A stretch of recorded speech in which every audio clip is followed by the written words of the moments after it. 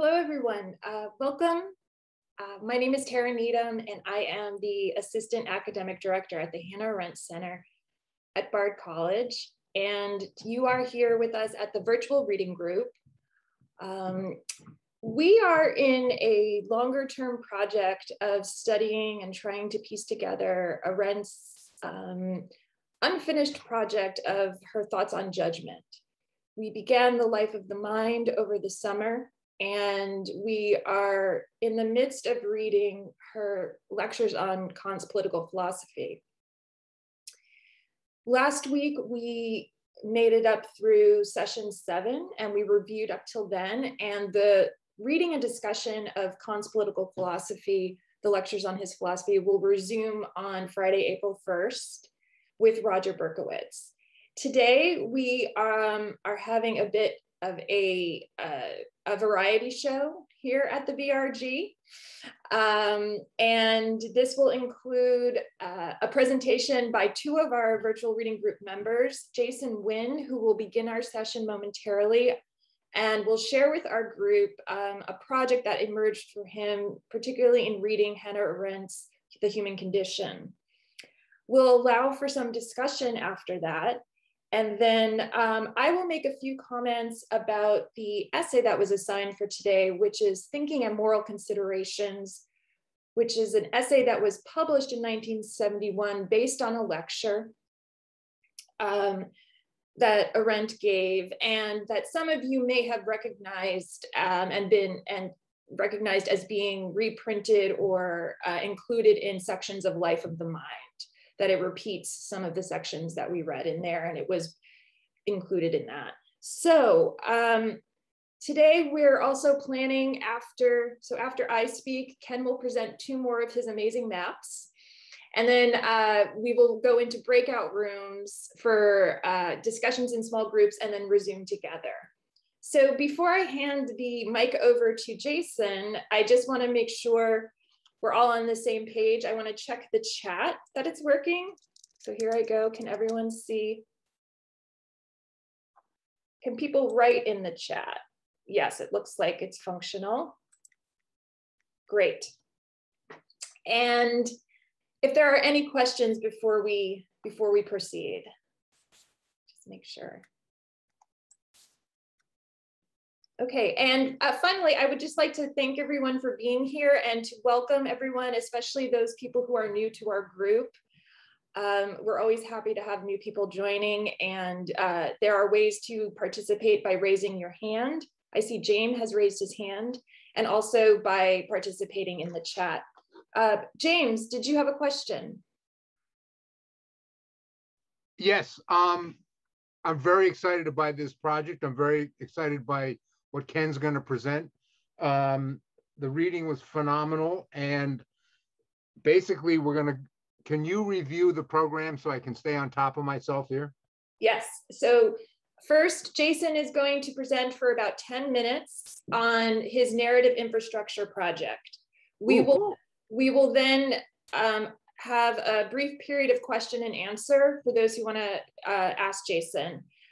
After that, I am going to say a few words about the Thinking and Moral Considerations essay that we read parts 1 and 3 for today. And then Ken is going to show us 2 more of his maps, which are much more aligned with this essay, and use those as a launching pad to then go into our breakout groups. Woohoo! All right, let's get this show started. Any other questions? All right, Jason, I am going to invite you, please, to introduce yourself and tell us about your project. All righty, thank you, Tara. My name is Jason Wynn. I am an architect and city planner by training. And I guess about 6 years ago, I had the inspiration to return to academia because I'd kind of run up against some hurdles that I couldn't answer easily within the industry. So I decided to go back to school to try and develop some new ideas. And those really came together around the human condition. And I developed some ideas looking at the, see if I can get it to actually run. Slideshow.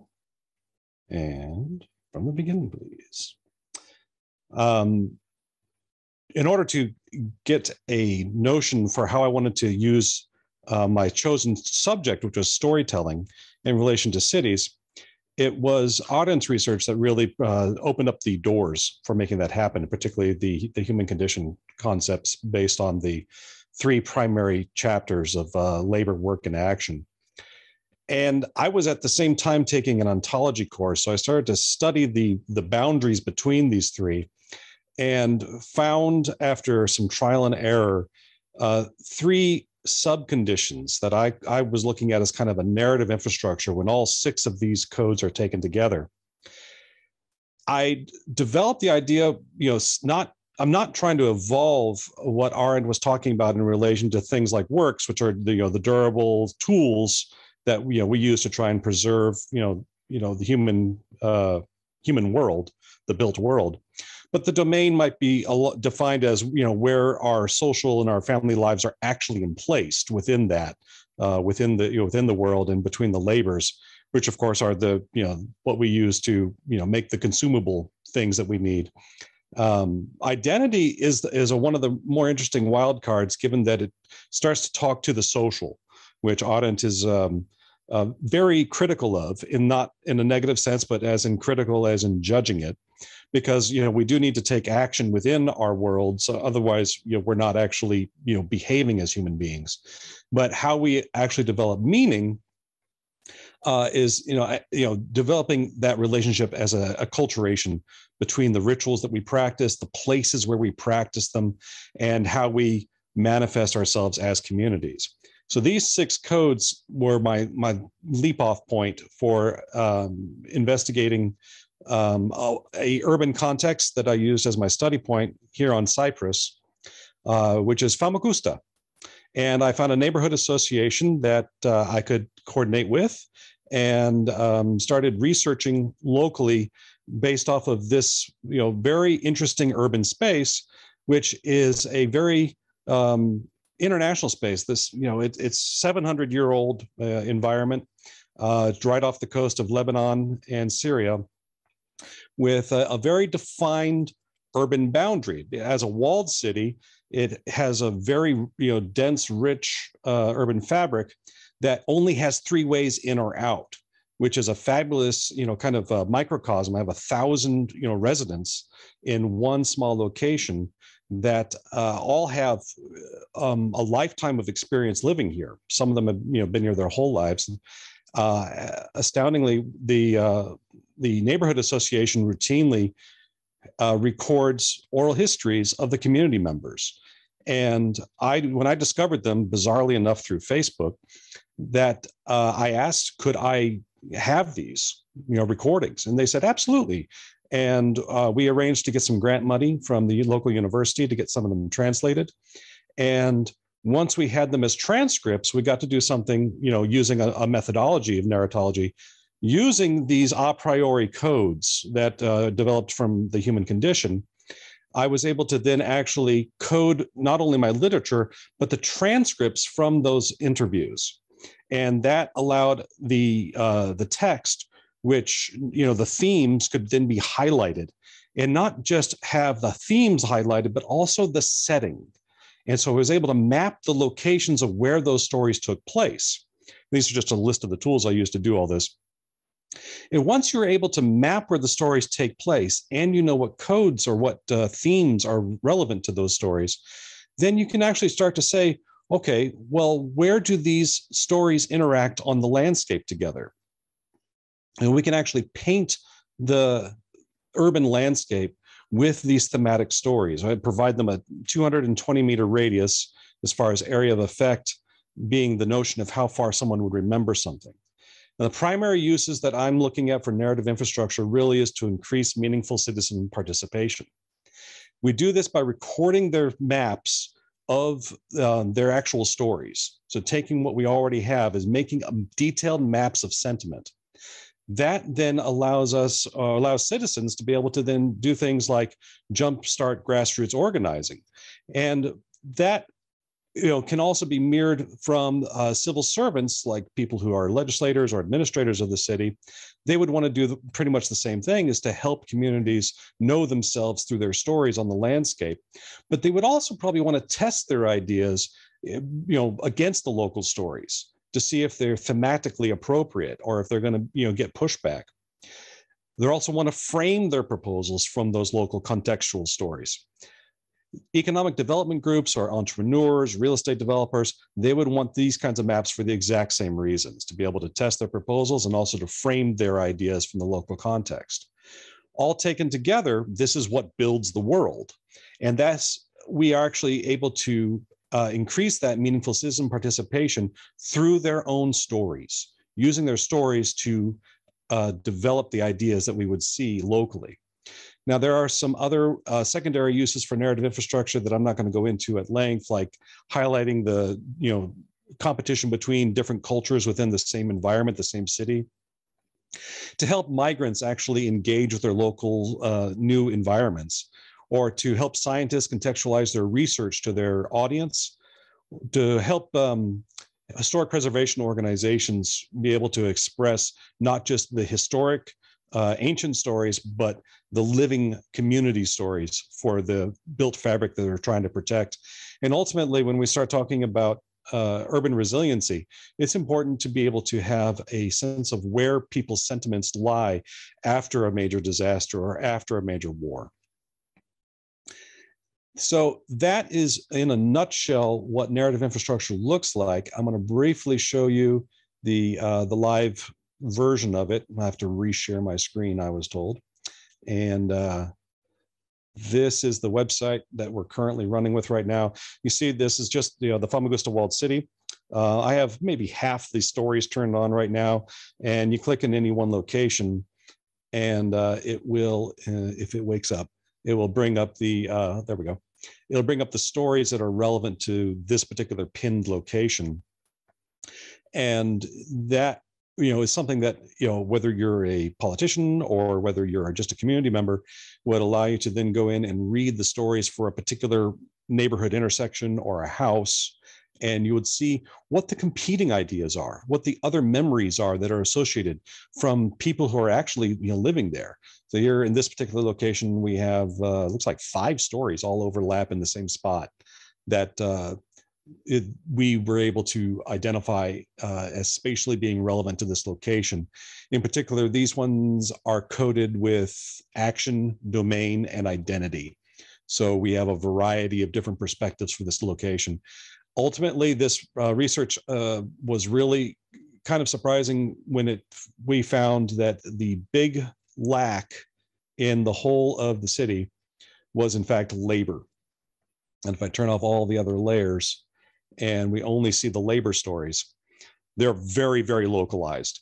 And going back through the narratives, this really hinted at a lack of stories that expressed a sense of happiness, that people don't have a lot of happy memories for the walled city, or at least this isn't the nature of the stories that they were telling to the Walled City Association. That was the big finding in the smoking gun here for Famagusta.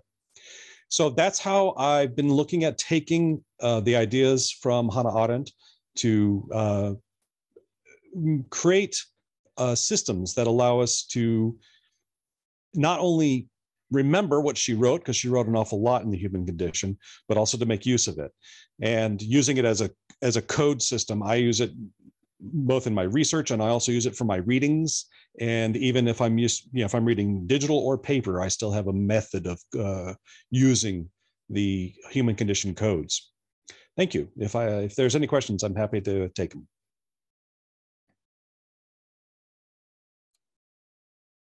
Jason, thank you so much. Yes, I'd like to invite, yes, it looks like, James, is your hand raised again, or is that a new hand? Yes, it still is up. Okay, would you like to ask Jason a question? I got about 5 questions. Is that okay, Jason? Sure. Is your direction market-based or is it commons-based? The approach is meant to be multifaceted so that it can it will garner support from both, is the intention.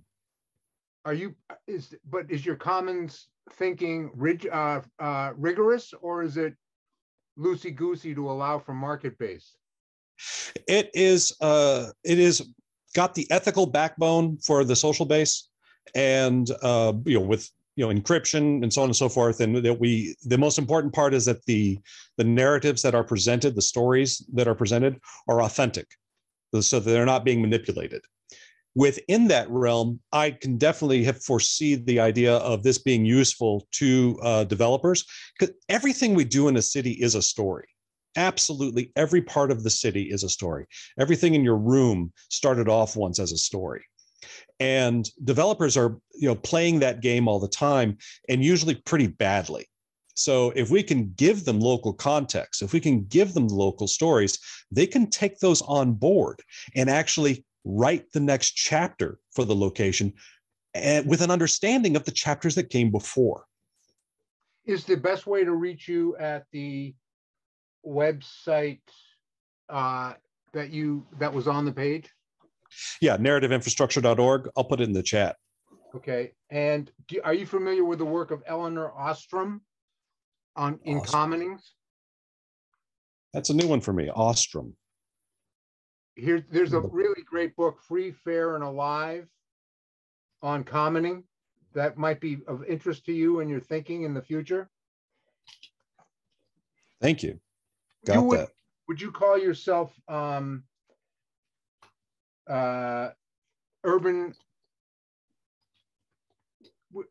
Would you call what you're doing urban planning? Yeah. This is an urban planning and an urban design tool. Would you call yourself a new urbanist? No, I would not. No, you're not. You wouldn't go with that in that direction. No, I find that they're a little too idealistic, and they tend to be more systems oriented as opposed to public oriented. So they kind of tend to dictate rather than listen. And that's the exact opposite of what I'm trying to propose, is that we should spend all of our time listening, and that cities should be evolving from the communities as opposed to big grand ideas. That it's the small ideas and the small world environments that are the most important thing. The one of the best thinkers on this passed away yesterday, Christopher Alexander. He had some amazing, he had some really programmatic ideas, but he also had a lot of ideas that are called like generative architecture, which is about developing from the seed and from the environment and then responding as opposed to dictating. Gotcha. Okay, I'm gonna ask if we can let someone else. We have 3 people with more questions. Thank you, James. Maybe you can also contact Jason directly. Stephen, the first Stephen. Thank you. First time I've been first at anything for quite a while. Jason, I applaud the effort entirely. Here in my town, we're having a battle with developers at all stages and phases. And I'm wondering what the uptake really will be of very good narratives if there isn't a willing listener on the part of the developers. Here in my area, developers have carte blanche. Cities and planners seem to just roll over every time a confrontation comes up. So I'm wondering if narratives might be a necessary condition, but possibly not a sufficient condition for the kinds of things that you and I might want. Thanks. The truth is, within the realm of city planning and within the realm of city management, politics is still the rule. And the best story always wins. Sometimes there is a bias that is built in or baked in that can still be broken down on a narrative basis using the media and non-governmental organizations. When you speak with the ethos of the community, you literally cannot be spoken down. And that one strength is what makes stories so eminently powerful. And in fact, it's why they're actually in charge. And when you look at power disparities, then you need to address the narrative directly to that and use Aristotle's techniques of developing stories. Use storytellers' techniques of getting the actual characters and actually proposing them. Use sensory cues to invoke people. Honestly, the School of Rhetoric, we poo-poo from the perspective of, the philosophical school. Plato always spoke ill of the Red Horse. And the fact is that school actually is very strong and is foundational to acting in politics. Storytelling is non-negotiable. You have to, and the better you can do it, the more that you can leverage the ethos of the community, the honest and reported knowledge of the community, you'll always have a stronger argument over and over and over. Now, you may not be able to argue directly against the developers, but you can against the regulators. Okay, thank you, Jason. Stephen Most, you had a question. Yes, thank you. And before my question, I must say that I didn't know that Christopher Alexander died. I made a film about him called Places for the Soul, the director, Ruth Landy. And also there's a chapter about him in my book, Stories Make the World, reflections on storytelling and the art of the documentary. There's also a chapter about Hannah Arendt, with whom I studied in Chicago. So if you want to see this film about Christopher Alexander, use my name, Stephen Most /stories, and you'll be able to see Places for the Soul. Awesome. It's quite a remarkable film, critical of Christopher Alexander, but also showing his great strengths. So the question I have is, I want to know how these stories are manifest in this community. Now, evidently they were spoken, you got transcripts, you started coding the transcripts, but were they recorded in one-on-one sessions? Were they spoken in public? I think that makes a huge difference within a community, whether there is a space in which people can speak to others and tell their stories. These particular narratives that I started with were recorded in the chambers with the rest of the NGO, the non-governmental organization Masdar. So it's kind of like a community discussion. The approach for Cypriots to discuss and discourse is more kind of like a congenial argument. So while there may be someone actually telling their story up front, the audience will be filling in other facts the whole time. So honestly, the transcription was a real challenge. We had transcribers working out of Istanbul who were almost ready to burn the whole project to the ground because it was such a different arrangement. A direct one-on-one oral history is definitely going to be a lot more effective way to pull this kind of data set together. But it was useful to be able to demonstrate that even under less than ideal conditions, we can still identify the settings and then ultimately the themes that relate to those settings, and also the time. So there's the big realization was that stories are very qualitative, and qualitative should be running our cities. But why and where does any one particular voice belong somewhere? Except that stories include the setting. And that's not qualitative.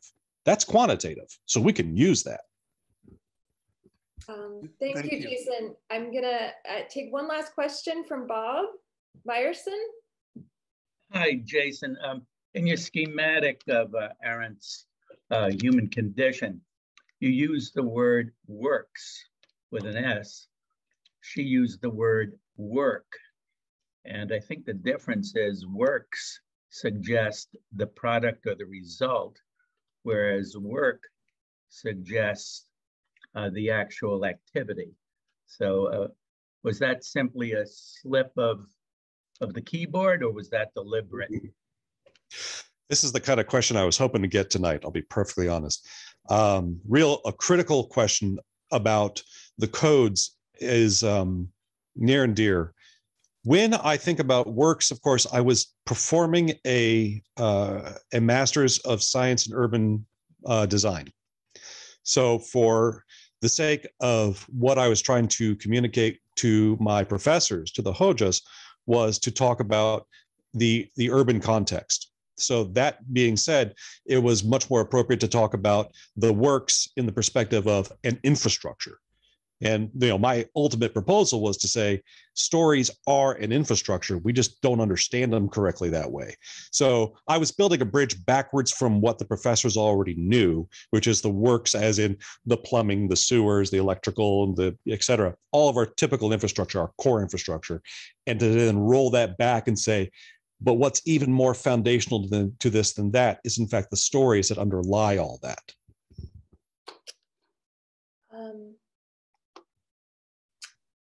We had one more question in the chat that I just wanted to bring to your attention, that Maria asks, I'm not sure I understand why settings are classified as quantitative. Could Jason please elaborate more on that, please? Sure. When we look at a story as a hermetic thing, as a sealed thing, the sentiment is the qualitative. It's the qualities that the individuals bring forward. But the settings are actual locations. And so when me as a planner am given a setting, I actually have a location, which is a latitude and a longitude. That's a very quantitative element, literally, because I can give it some zeros and some ones and numbers that I can actually locate it to a particular spot on the planet. And that's why stories have always been it was actually kind of the fun thing of telling my work that I'm leaving to go take a master's degree in storytelling, because I knew they would all giggle at that. I thought, oh, thank goodness, at least they won't quit. They'll think I went crazy, which is perfect. But that realization, Maria, that there is in fact a way to locate stories, because they do have setting and they do have time, means that we can locate them at a particular place and a particular time. And then we can overlay them with other typical maps that we use for urban management. Okay, thank you. I was just a little bit confused, because you could also argue that that settings are very qualitative, particularly if you think of how you describe a setting, right, ethnographically. I'm an anthropologist, so that's why I was a little bit, thank you for clarifying that. Makes a lot of sense. So clearly there is tremendous interest in Jason's project, and with good reason. And I know for myself, it's with Jason's project and with Ken's maps, that it's very exciting to see how Arendt's work is manifesting or influencing or kind of impacting the world, and also our thought and our actions, and just how we are kind of creating our world. So Jason, I want to thank you. I have a feeling that we could probably bring you back another time and just have a full hour with you, and so, or whatever. So that's certainly open to a possibility, and people can communicate for sure if they'd like to have more time on your project. So thank you. Thank you, Jason. Okay, so at this point, if I were teaching, I would say, everyone, walk around the table for a second and catch your breath. We're going to shift gears a tiny bit and move through the other items that we wanted to get through today. One of which is a quick, just some comments from myself about the essay that was assigned for today, Thinking and Moral Considerations, a lecture. And then Ken's maps will follow. And I would just ask that everyone mute themselves, or I can mute everyone. Just to remember to mute. Let me just see. So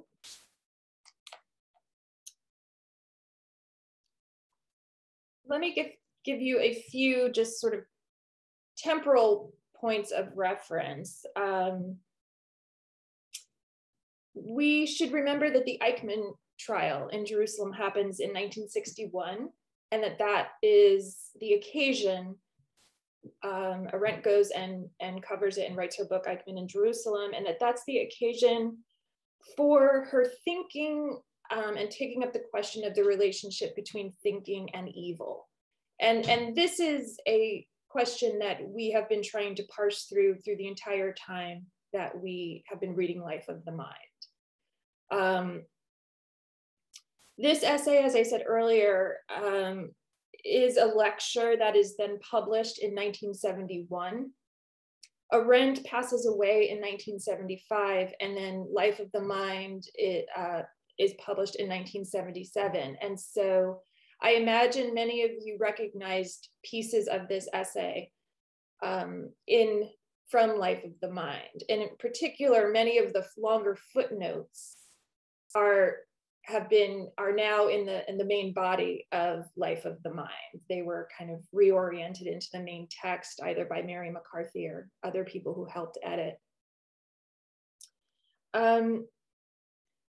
We are looking at this today because this version seems to offer at moments a bit more direct address of the faculty of judging. And it's not necessarily a lot, but there is in her language a framing of the connection or the ambition to try to think through this question of how thinking may relate to evil and how we make judgments of this is good, this is bad.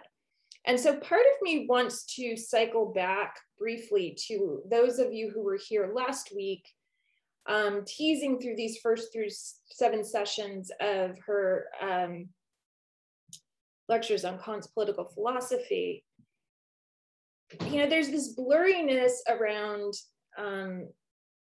where judging fits, and you know, we'll see in Ken's maps where it fits. And Susan Oberman, you know, raised the question of, yes, even in lectures on Kant's philosophy, she is saying that we make judgments, this is good, this is bad. And that is a part of the faculty of judgment. One of the distinctions that she's also tracing there, and that applies to Kant's moral philosophy, which is really not what she's dealing with, right? She's dealing with the third critique in lectures on Kant's political philosophy, is the categorical imperative, which is that the categorical imperative as a mode of practical reason is the way that I reason how I should act, how it is moral to act. And the categorical imperative says that I should not do anything that I would not make into a law. That humans are legislative beings. So this is Kant. And one of the key distinctions, and she echoes this in Thinking and Moral Considerations, is that there is no content. That's kind of a pun, content. As we get to know each other better, you'll see that I pun all the time. That arriving at this rule for Kant, and what's radical about it, is not saying there's a theological code that I follow, a religious code, that I have an obligation to act morally, and to act morally, I must go through a process of logic that says the things that I think are moral must also like pass the test of also being able to be made into a universal law. So the reason I just want to highlight this is that that's the element of the reasoning part of Kant that she's getting to, and that there's no prescriptions there. Kant doesn't tell us these are the things that fit under this logical process. He says it's because this is a mode of reason, because I can reason this, that I can arrive at a set of codes that I then think should be the moral code. And that requires a giving an account of how one arrives at this. So I actually thought it's helpful to begin at the end of this essay. So if you have a copy of it, this is where she is arriving at the language of judgment. And just to remind ourselves that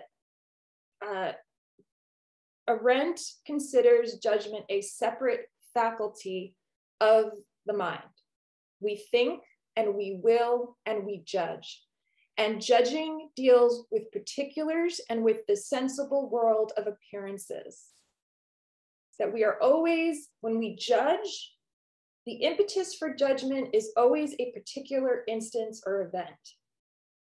Okay, so if we look at this last page,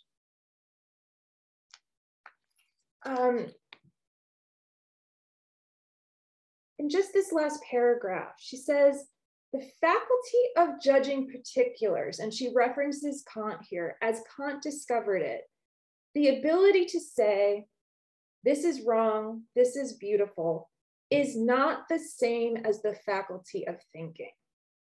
And so we constantly have to ask ourselves, why does it matter to distinguish these things? Why not just call it all thinking and be over with it? Her book would be done. Right? Thinking deals with invisibles, with representations of things that are absent.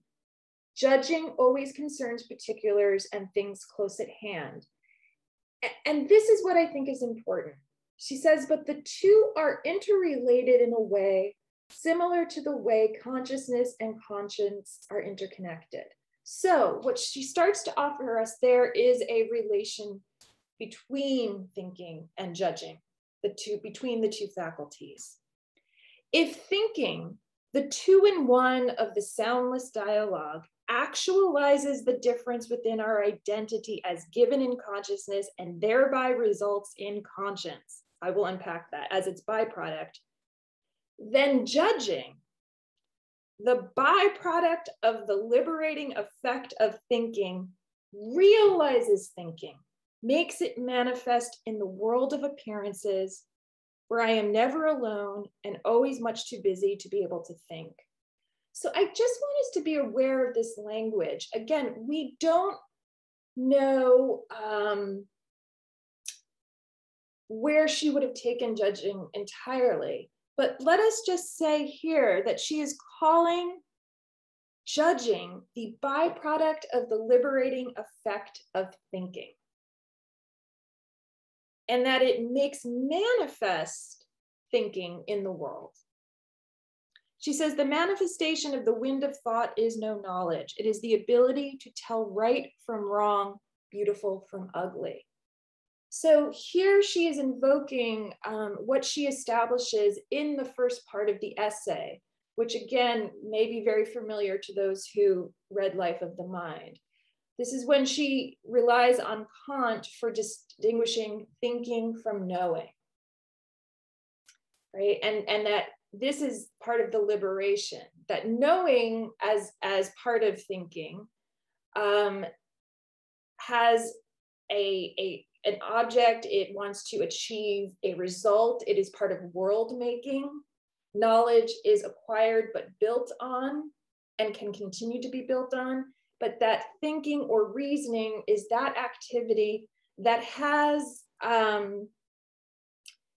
meaning as its goal, and also that it doesn't produce anything, and that we withdraw from the world to do that. So she says that it's the manifestation of this thing that has no sort of useful purpose. She starts to say that this quality of thinking that seeks after meaning, that is sheer activity, that does not seek to have an outcome or even a purpose, has this byproduct. And this byproduct is our faculty of judgment. And that a byproduct of this seems to be our ability to tell right from wrong, beautiful from ugly.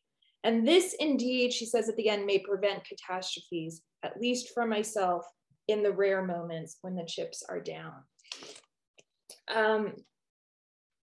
So again, briefly, I'm now going back to the beginning. You know, she frames this essay that, you know, she went to the Eichmann trial and she had an experience, and out of the experience, she developed a concept, the banality of evil. And then she says, what do I do with this concept now? I've got to be responsible to this concept.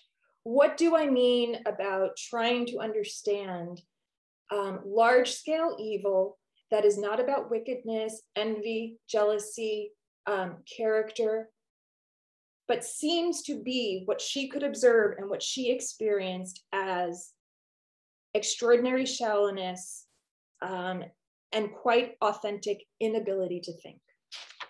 This is what she says allows Eichmann to do this. She then says on page 418, this is the first full paragraph. This total absence of thinking attracted my interest.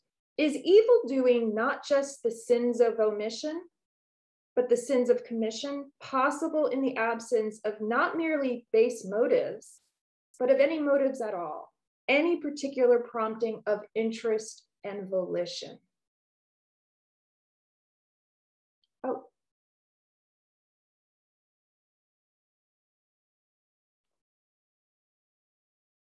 Hi, Jerome. Are you sharing your screen?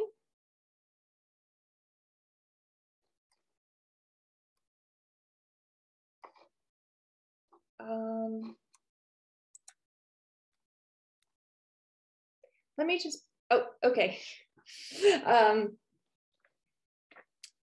So she says, is wickedness, however we may define it, this being determined to prove a villain, not a necessary condition for evil doing?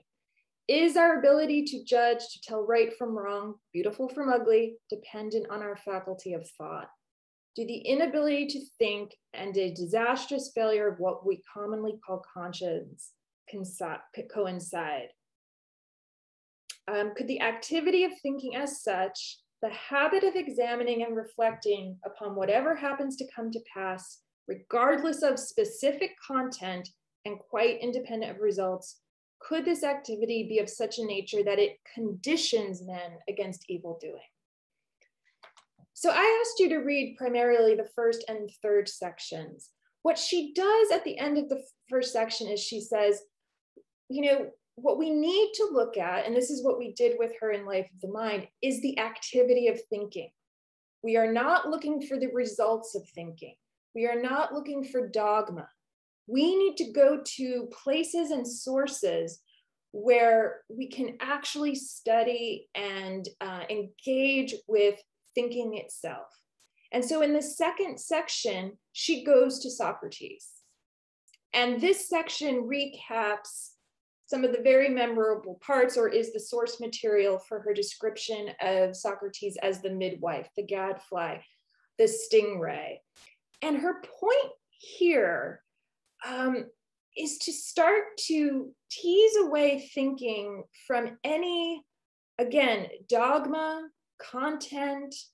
When she says that Socrates is a midwife, she says one of the elements of the midwife is the midwife gets to decide if, you know, the elements of the birth are fit to live. These are the wind eggs.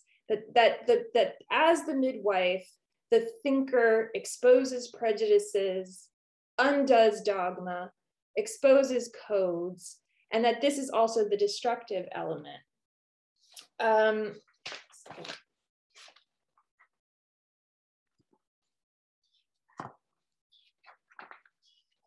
So again, her point here is to bring our attention to the traces in philosophy of thinking as an activity, because the argument she's ultimately going to make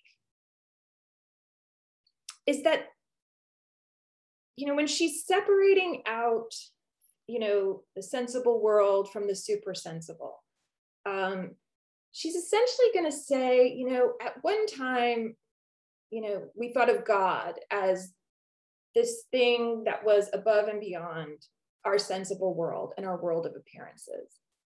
For her, these are all different names for thinking, for our engagement with the invisible, conceptual, non-present qualities of life. It's the space where we seek meaning and reason.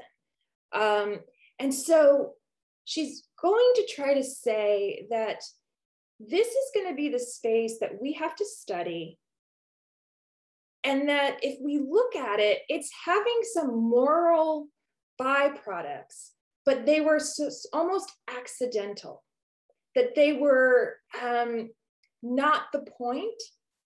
And so when she's saying that there is a connection between thinking and moral judgments, she's going to insist that it's the activity of thinking that has produced this connection with the moral. And she does this in part 3, right? She gives us this story of Socrates.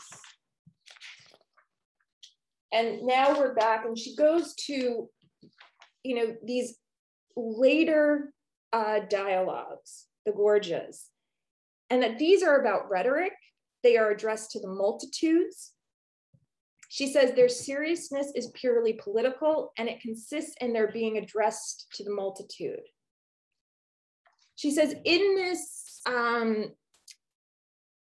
dialogue, Socrates appears to make some moral proclamations. One of them being, to suffer wrong is not the part of a man at all. I'm sorry, it is better to be wrong than to do wrong. Okay. And she says that I believe to understand this as the result of some cogitation about morality is wrong.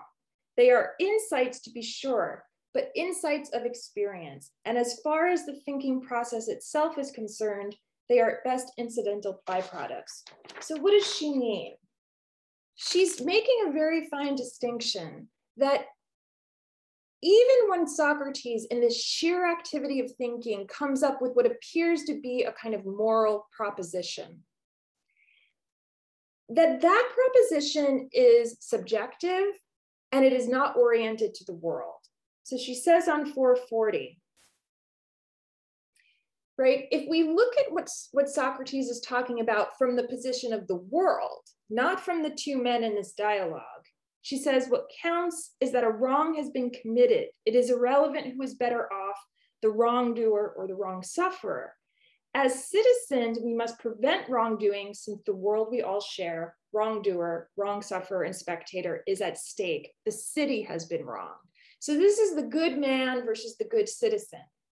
So Socrates, in a sense, is being a good man in her estimation in this story. And the goodness is a byproduct of his sheer thinking activity, that it is better for him to not do harm. And this largely has to do with thinking, because if he does harm, he then has to go home as the 2-in-1, the dialogue with himself, and be in the company of someone who has done harm. So this is the crux where it is the contradiction, the discomfort of the 2-in-1 for Socrates that she is analyzing, that he cannot sit with himself in thought, is why he should suffer harm rather than do it.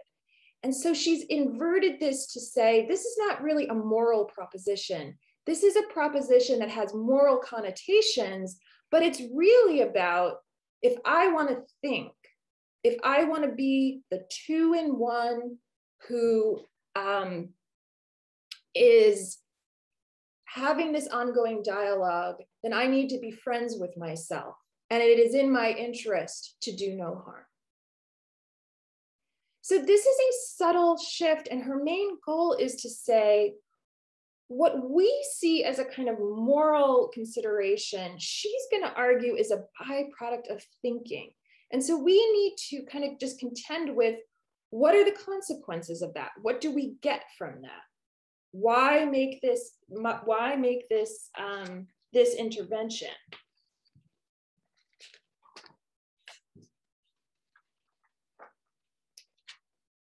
And I just want to make one more point, is she has this phrase, the actualization of our difference in consciousness. It's kind of I know, Susan, you're like, what? So she says, I am one when I go out in the world, right? Like, we're all on this Zoom. Susan Wright is not Daniela, is not Ted, is not me, is not Jason, right? I appear to you as one, but I also appear as one because I am not someone else. My oneness is dependent on differentiation from from the others in the plurality. She says about the thinking ego that it appears to have identity, but in its identity, it also has difference inscribed in it. And this is because of consciousness, right? She says consciousness is not thinking, but it is necessary for it. Consciousness is that part of me that knows that I'm thinking, right? Consciousness is the I am I. So she says we show up for ourselves. And this is, again, the famous 2 in 1. This is the one, this is the self that, and because of this split, I am beholden to myself. I am a witness to my own acts. I must reckon with my own behavior.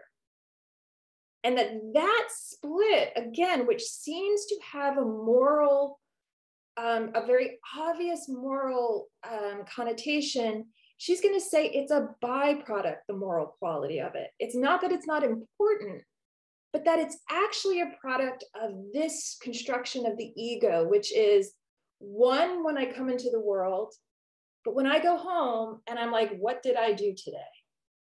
Right? Like, what did I say? Who did I see? How do I reflect on my day? That I'm a 2 in 1. And it's that identity with difference as a product of our thinking that promotes a kind of moral, that has a moral product. And that consciousness then resonates with the word conscience, but they are not the same. Okay. All right, I'm going to stop there. I just want to recognize that what I hope I'm offering you last week and this week are a few more pieces of a puzzle. Access to some more vocabulary, exposure to some more of the texts, and so that when we return to the lectures on Kant's political philosophy and try to make the leap between how is judging the site of the political, that we have a few more spaces to turn to, a little more vocabulary, a little more language, a little more examples.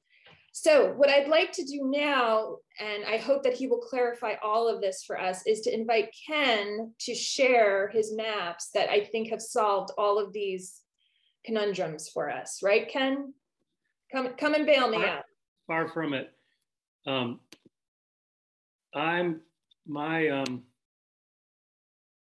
What's this? My internet connection is unstable.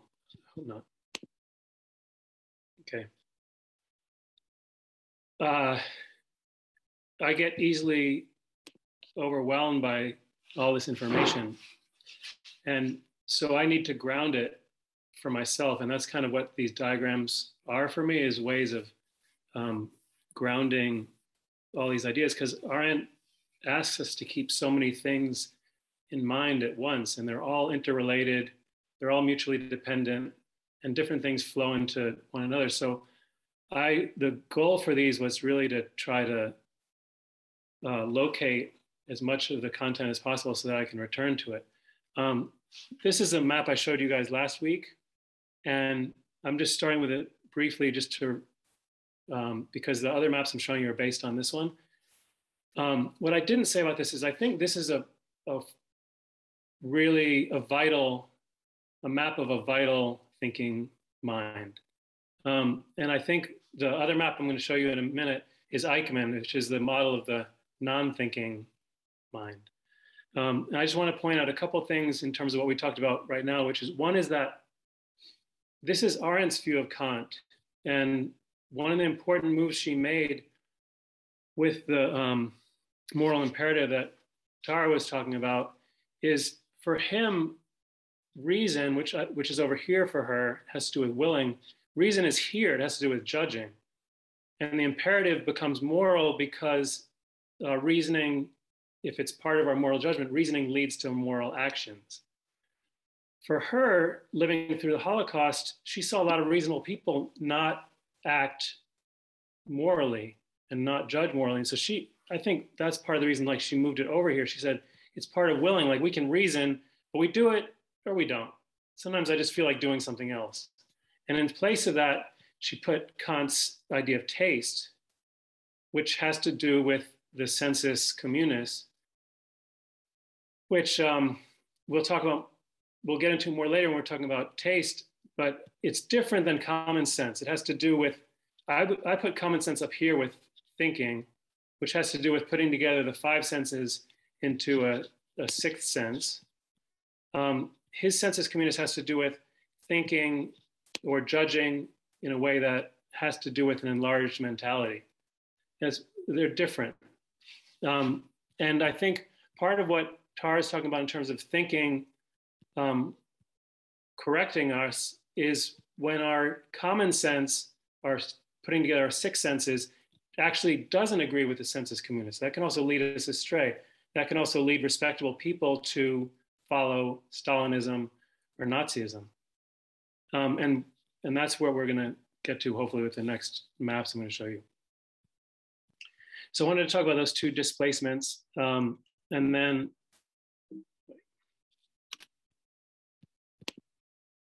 okay, this is just a different map. So here's Eichmann's map, and you can see that the thinking is covered by habits, platitudes, and prejudices. And I want to say one thing that a distinction that I keep needing to make in all the time is one that Jerome Cohn brought up in the very first meeting, which is that these books are called Thinking, Willing, and Judging for a reason. They're not called Thought, Will, the Will, and Judgment. Because they're active. They're not nouns. They're gerunds. They're active all the time. So that's one reason why it's hard to follow them. But someone like Eichmann has judgments and he has thoughts, but he's not thinking and he's not judging in her view of him, from what I can see. And in place of thinking and having those thoughts, he has habits, his platitudes, his prejudices that that actually blot out thinking. They blot out his relationship to appearances, which is here, that would be informing thinking, and blots out his common sense. And in place of it, he has a mass common sense, which has led everyone, as far as she's concerned, almost everyone in Germany astray. And she's particularly interested in the respectable people who are led astray, not the sadists. She doesn't spend a lot of time on the Frankfurt trials, which are trials of the sadists at Auschwitz. Is that right? I think that's right. She spends time with Eichmann because he was a respectable person and he got led astray. So instead of thinking, he has habits, platitudes, and prejudices, which Tara was just talking about, how Socrates, his main job he saw is breaking these habits, platitudes, and prejudices. And he was informed by a fiction of the, Aryan supremacy or whatever, and that took over mass common sense, not just his, but the masses, and took over his examples and his taste and led to his judgment. And then he also willed and he took action. He had reason, he had desires, but they were all derailed by these fictions. And I just put one short quote in here, which is, "After all, don't we all know how easy it has always been to lose at least the habit, if not the faculty of thinking? Nothing more is needed than to live in constant distraction and never leave the company of others." So for me, that was haunting because that also sounds like social media. Like, where do we have solitude anymore? Where do we have quietness? And that leads to the last map I'm going to show you, second map, which is, this is the map of banality. And this is what we're doing all the time, every day, and why she can't, why we can't get rid of it, why what we don't want to see is we can act like Eichmann a lot of the time. And I'm just going to use a really banal example, which is, I'm going to this store to buy a loaf of bread. And this is basically my mental map. I go in the store and I grab the same loaf and I throw it in the same cart, and I know where that aisle is. I know where I'm going. It's the store I've gone to many times. I'm working by habit, and I'm grabbing the same loaf of bread. I'm not thinking about it. And that's how we have to go through our days, and that's a given for her. These are not ideals for her as far as I see it. It's just how we function that she's describing. So then, like one day, I'm at home, I'm not on social media, I'm not listening to NPR, not talking to anyone, and I have a moment and I look in the mirror and I'm like, oh, I feel achy and I look terrible. I look old. And if I move towards self-hatred, then nothing happens. I'm just like, oh, I hate myself. I can't deal with this. But in that moment, it makes me stop for a moment. I might say, maybe I need to eat better in that moment. How can I, if I'm friendly to myself, and that's where the friendship comes in and thinking, then all of a sudden maybe next time I go to the store, my habits are broken down and I'm returning to this earlier map I showed you guys. So I don't know how to go back to it. The earlier map where all of a sudden I'm thinking like, oh, what loaf of bread do I need? Do I read, I start reading about the carbohydrates and I think about the price of it and I go through the whole thing. The fact is, for her, we can't go through all those decisions for every object in our cart every day, every moment. So what we rely on is taste. I want to look like somebody, or I'm going to shop at the food co-op because I trust what they're buying to a limited extent, because I can't go through every ingredient every time. I wouldn't be able to shop. I wouldn't be able to move through it. And that brings me back into this much more dynamic relationship. For her, I think what she was marveling at for Eichmann is that he never had that moment, at least he didn't appear to during the entire trials in the way he was speaking, where he ever moved out of those cliches and prejudices and generalities, despite how horrifying his actions were in the world. Nothing broke that, the force of his opinions and those cliches and prejudices. So I think that's it. That's all I wanted to say.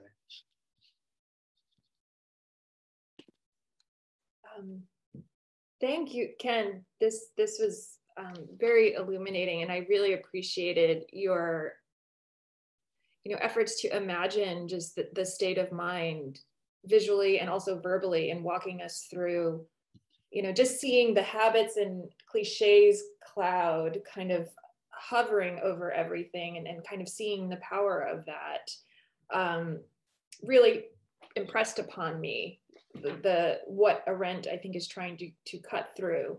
And I wanted to just follow up with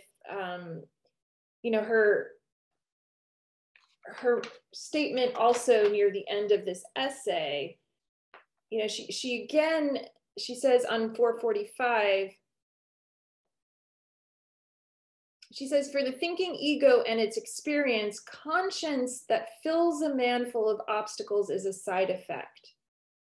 She says, thinking does society little good, much less than the thirst for knowledge, and which is used as an instrument for other purposes. It does not create values. It will not find out once and for all what the quote unquote good is.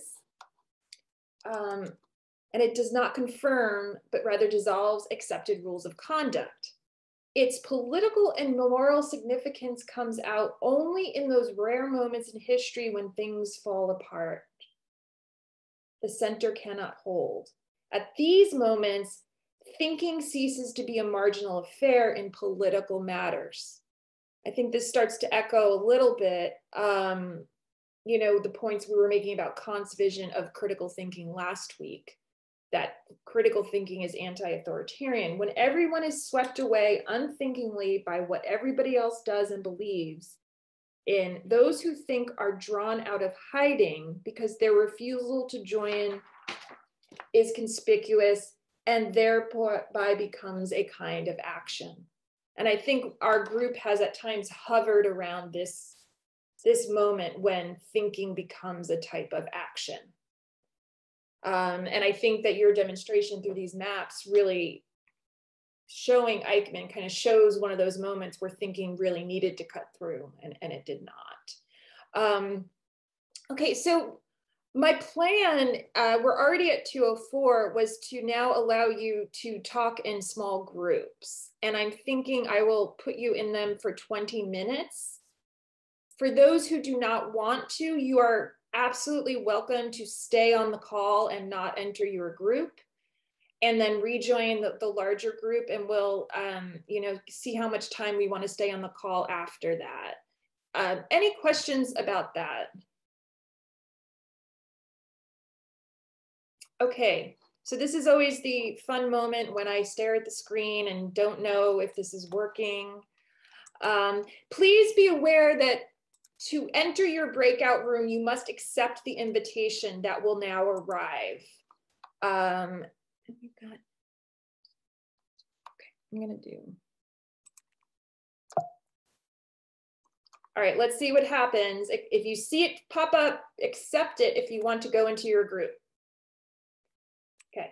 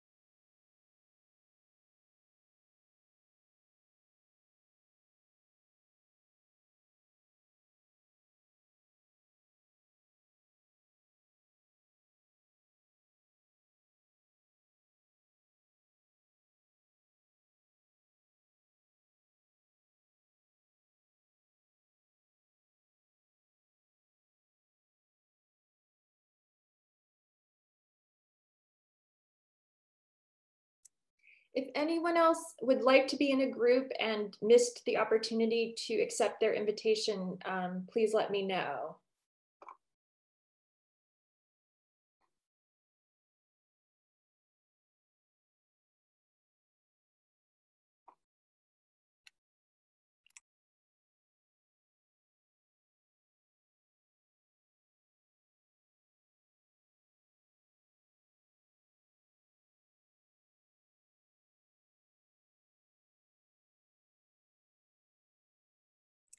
Bye, Ken. Thank you for being here. See you next week. Or no, 2 weeks.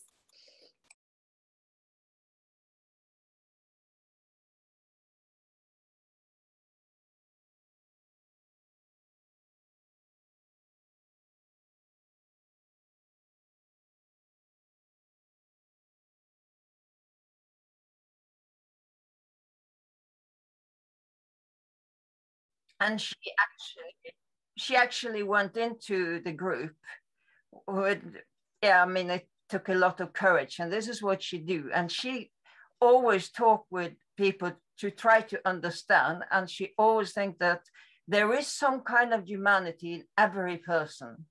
And actually during this conversation with these people, and it was really rough because many of them was, what the hell are you doing here? Yeah, you're one of our enemies, we don't like you. But she stayed put, and the leader of these white right people actually went on here listening to her. But also when you see, how is it for him to actually realize she is a person, she is not the bad person he imagined, but he has all his life lived among this group he belongs to, and to get out of this group is not easy. So and I would put in the I suppose in the chat a link to one interview with her, which is an extreme listening with Tidjara Khan. A bit of optimism is that the series is part of. And it's very interesting. And I think it would very related to Arendt's thinking, and especially this kind of one trains one imagination to go visiting. And it's also this with Arendt that experience, it all starts with experience, and how extremely important experience is. And letting us experience the different perspectives and trying always to understand why are these people thinking as they are? Well, what is it? And if you at the same time think they are humans, there are some humanity here. We better try to understand, and maybe we can dig it out of them in a way, if you see. Yeah, that was.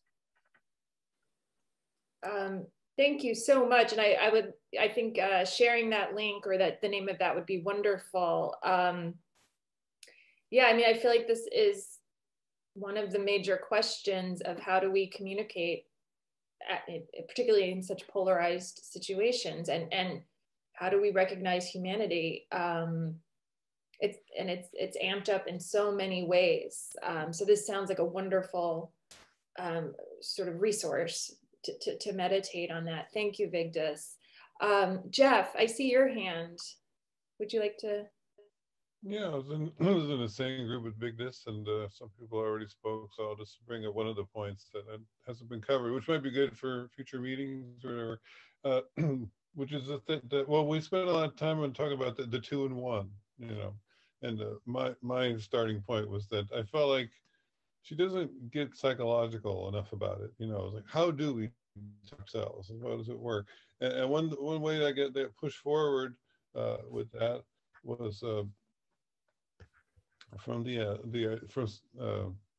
other Susan Oberman, that basically we kind of need to, well, like, you know, in the last couple of pages of the essay, you know, she says, well, thinking is really good for those times, which happen like once every 100 years, you know, like that seems like that's going to have the wrong effect. That's really bad rhetoric, right?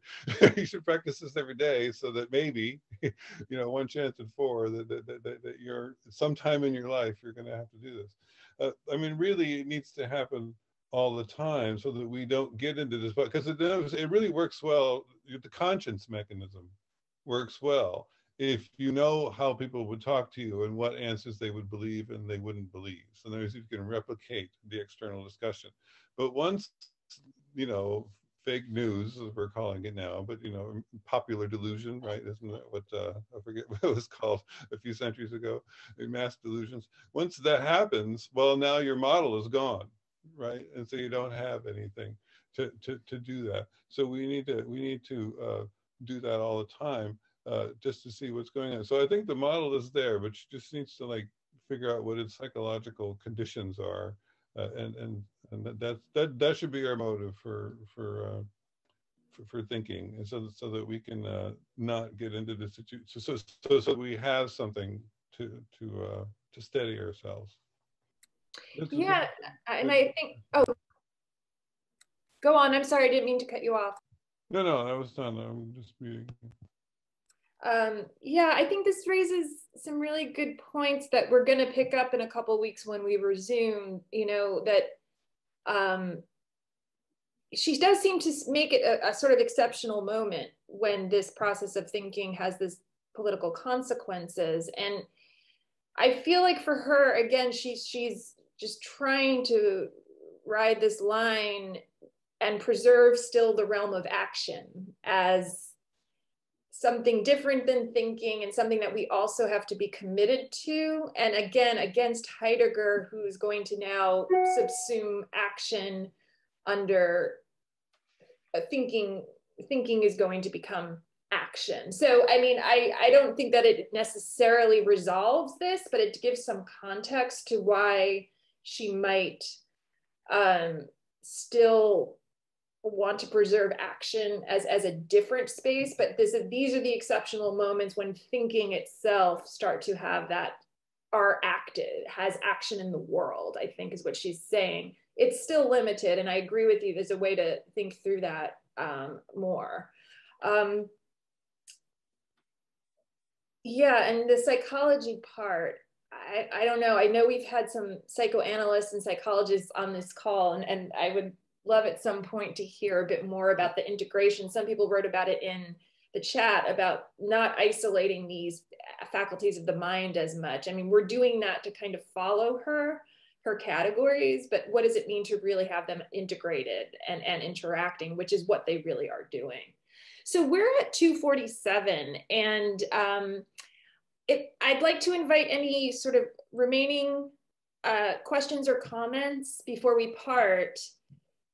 And if you're thinking of asking one, I'll just speak for a moment. I want to thank Jason Wynn, and I'd like to thank Ken Landauer for sharing their projects with us so generously and giving us just more ways to access and think through sort of Arendt's impact on us individually, in the world, etc. I'd like to remind everyone that we're actually not meeting next Friday. We are meeting April 1st. And at that point, Roger Berkowitz will lead the group, and he will be continuing with the lectures on Kant's political philosophy. Are there any other questions? Otherwise, I'll say, at least in Red Hook, enjoy the weather. It's beautiful out right now, wherever you are. I hope you have a wonderful weekend, and thank you so much for your attention and your contributions and thinking together with us today.